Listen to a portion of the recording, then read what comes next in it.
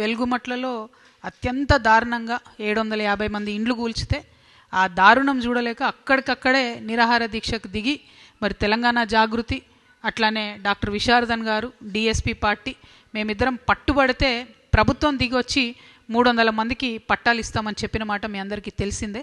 కానీ ఆ 300 మందిలో కూడా మా క్షేత్రస్థాయిలో కింద ఉన్నటువంటి ఖమ్మం కార్యకర్తలు కానీ ఖమ్మంలో ఉండేటటువంటి పత్రికా మిత్రులు కానీ వాళ్ళందరూ చెప్తున్న విషయం ఏంటంటే ఆ 300 మందిలో కూడా వీళ్ళెవరి ఇండ్లైతే ఊలగొట్టినరో అందులో సగం మందే ఉన్నారు.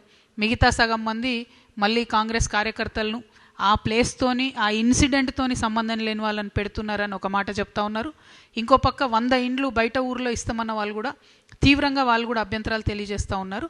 కాబట్టి మేము త్వరలోనే 17వ తారీఖు నాడు ఒక అనౌన్స్మెంట్ చేస్తాము. ఒక ఫ్యాక్ట్ ఫైండింగ్ కమిటీ మా తరఫున మేము డాక్టర్ విశారదన్ గారు సంయుక్తంగా ఒక ఫ్యాక్ట్ ఫైటింగ్ కమిటీ వేసి అక్కడికి వెళ్ళొస్తాం. ఖమ్మం కూడా విజిట్ చేస్తాం. ఆ ప్రజలతో మాట్లాడతాం. వాళ్ళకి న్యాయం జరిగిందా లేదా చూస్తాం. ఎందుకంటే మా దీక్షతో దిగి వచ్చినటువంటి ప్రభుత్వం ఇండ్లు ఇస్తాము, ఇండ్ల పట్టాలు ఇస్తామని వాగ్దానం చేసి ప్రెస్ మీట్ పెట్టినరు.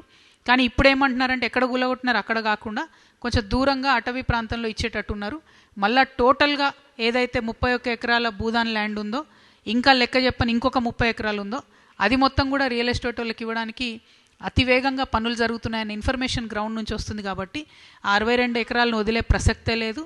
అవసరమైతే మళ్ళా ప్రజా ఉద్యమాలు నిర్మాణం చేస్తాం, ఎంత దాకన్నా పోతాం. బట్ 17th రోజు ఫ్యాక్ట్ ఫైండింగ్ కమిటీ ఒకటి అనౌన్స్ చేసుకొని ఫ్యాక్ట్ ఫైండింగ్ కమిటీ ద్వారానే ఖమ్మంకి వెళ్ళి కూడా వస్తామని తెలియజేస్తూ వెలుగుమట్ల బాధితులు ధైర్యంగా ఉండాలి. మీతో పాటు జాగృతి ఉంటుంది, మీతో పాటు డిఎస్పి ఉంటుందని ఈ సందర్భంగా తెలియజేస్తున్నాం.